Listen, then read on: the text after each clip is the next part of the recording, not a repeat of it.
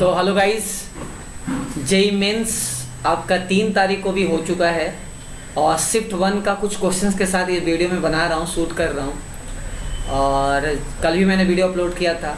आप स्टूडेंट का रिएक्शन भी हमारे दोनों चैनल पे जाके आप देख सकते हो, लिंक मैंने डिस्क्रिप्शन में दे रखे हैं। तो अभी तक मेरे पास सिर्फ 8 से 9 क्वेश्चन आया फिजिक्स, केमिस्ट्री, मैथमेटिक्स का। तो मैं आपको ओवरव्यू देता हूँ कि क्वेश्चंस इनऑर्गेनिक से काफ़ी थे, ऑर्गेनिक से कुछ क्वेश्चन कम थे, फिजिकल से भी क्वेश्चन मॉडरेट थे और इनऑर्गेनिक एनसीईआरटी बेस्ड क्वेश्चन था। तो इनऑर्गेनिक के 2 क्वेश्चन लेके मैं यहाँ बैठा हूँ। फिजिक्स में भी क्वेश्चन मॉडरेट थे और मैथ्स को भी काफ़ी ज़्यादा एरिया वेरिया के क्वेश्चन में कुछ कॉम्प्लिकेशन थे। तो मैंने अपने स्टूडेंट के रिव्यूज़ के अकॉर्डिंगली मैं आपको ये बता रहा हूँ। लेटर ऑन और भी वीडियो हम और भी अपडेट्स आपके पास लेके आते रहेंगे। फिलहाल मैं 2 क्वेश्चन लेके आ पाया हूँ आपके लिए, क्योंकि एग्जैक्ट डेटा बहुत नहीं मिल पा रहा है जो मेमोरी बेस्ड क्वेश्चन है। Later on hopefully like I can provide you more and more questions about like JEE Mains 3 सितंबर शिफ्ट 1। फिलहाल 2 क्वेश्चन से सेटिस्फाइड रहो और दूसरे टीचर्स भी वीडियो अपलोड कर देंगे। कल की वीडियो अपलोड नहीं हो पा रहे क्योंकि काफ़ी ज़्यादा प्रेशर अभी सेंटर पे आ रही है, मेमोरी बेस्ड क्वेश्चन ऑर्गेनाइज करना, स्टूडेंट्स के रिएक्शंस लेने। तो हे गाइस, तो 2 क्वेश्चन है जो मैं हमेशा बच्चों को बताता हूँ, क्लास में भी जब पढ़ाता हूँ तो मैं बोलता हूँ। तो पहला एक क्वेश्चन है मेरे पास कि व्हाट इज़ द स्ट्रक्चर, मतलब इसमें आपको पीओ बॉन्ड ये सब पता करना था। तो पायरोफॉस्फोरिक एसिड का स्ट्रक्चर क्या होगा। देखो, ये पायरो का मतलब पॉप बॉन्ड, मतलब हीटिंग से बनता है पॉप। पायरो का मतलब आपका क्या आ रहा है, पॉप बॉन्ड आ रहा होगा, ठीक है ना। तो एक बात समझना पड़ेगा कि आपको क्या होगा, पॉप बॉन्ड कैसे बनेगा। तो ये H3PO4 फॉस्फोरिक एसिड।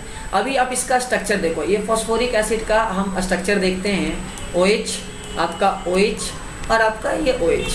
ये दूसरा फॉस्फोरिक एसिड है आपका OH। पहले मैं बता रहा हूँ निकालते कैसे, बनाते कैसे। ये हीटिंग दोगे, पायरो का मतलब हीट, तो हीटिंग देने से क्या बन गया, पॉप बॉन्ड बन जाएगा। तो आपका ईथर टाइप का सोच सकते हो कि लिंकेज है, जैसे ऑर्गेनिक में आप पढ़ाते हैं अपने, तो आपका पॉप बॉन्ड बन गया। तो ये आपका पायरोफॉस्फोरिक एसिड का आपका स्ट्रक्चर है।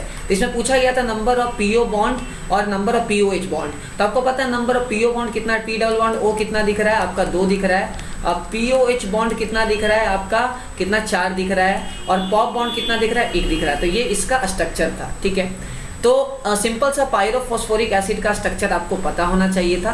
तो डिफरेंटली इसका निकालने का तरीका, जब भी पायरो है हीट, ये हमेशा ट्रिक याद रखो। और बता रहा हूँ बच्चों कि मैं हमेशा बोलता हूँ कि मेरे कॉपी से जो भी सब्जेक्ट मैं पढ़ाता हूँ, मेरे कॉपी से कभी क्वेश्चंस आपको अलग नहीं आएंगे। ये भी मैंने कॉपी में करवा रखा था, ठीक है।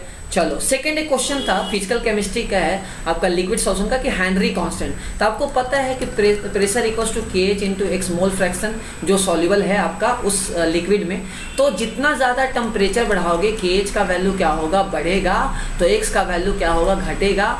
तो क्या होगा, आपका जो सॉल्युबिलिटी होगा घट जाता है। इसलिए क्या होता है, गर्मी में जो एक्वस लाइफ है उनको बहुत ज़्यादा अनकंफर्टेबल होता है, क्योंकि ऑक्सीजन और नाइट्रोजन का जो सॉल्युबिलिटी है पानी में घट जाता है। तो कोल्ड वाटर में ज़्यादा कंफर्टेबल होते हैं, हॉट वाटर में कम कंफर्टेबल होते हैं। तो यहाँ एक हाइपोथेटिकल क्वेश्चन था कि अल्फा बीटा गामा का आपका सॉल्युबिलिटी कांस्टेंट दे दिया है, तो मतलब सॉरी हेनरी कांस्टेंट दे दिया, तो उसका सॉल्युबिलिटी का ऑर्डर क्या होगा। तो ये देखो, ये डेटा मेरे को एग्जैक्ट नहीं मिल पाया, क्योंकि जो बच्चे ने बताया उसके अकॉर्डिंगली हो सकता है कहीं है। अगर ये डेटा के हिसाब से मैं माइंड करो, ये डेटा के हिसाब से मैं क्वेश्चन बता रहा हूँ, डेटा इधर उधर होगा तो भाई मैं रिस्पॉन्सिबल नहीं रहूंगा, क्योंकि मैं आपको मेमोरी बेस्ड क्वेश्चन बता रहा हूँ। तो देखो, इसमें सब 10⁻⁵ ऑर्डर है, ऑर्डर तो सेम है। तो जितना ज्यादा हेनरी कांस्टेंट होगा, सॉल्युबिलिटी उतना कम होगा। तो हे गाइस, इस क्वेश्चन के हिसाब से सबसे ज्यादा जो सॉल्युबिलिटी होगा वो बीटा का होगा, फिर तुम्हारा क्या होगा, गामा का होगा, फिर तुम्हारा क्या होगा, अल्फा का होगा, इस क्वेश्चन के हिसाब से।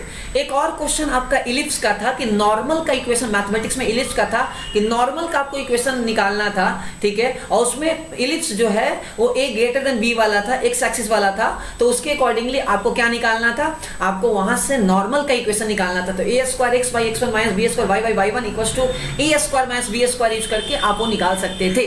और भी 1-2 क्वेश्चन फिजिक्स के हैं जिनका एग्जैक्ट डेटा नहीं मिल पाया है। तो गाइस, अभी के लिए इतना ही क्वेश्चन मेरे पास आ पाया है। तो मैं आशा करता हूँ कि आपको समझ में आया होगा, मज़ा आया होगा। तो चैनल को सब्सक्राइब कर लो, लाइक कर लो, कमेंट करो, शेयर करो और बताओ ये कॉन्सेप्ट कैसा लगा। टेक केयर, फिर मिलते हैं रात में दूसरे अपडेट के साथ।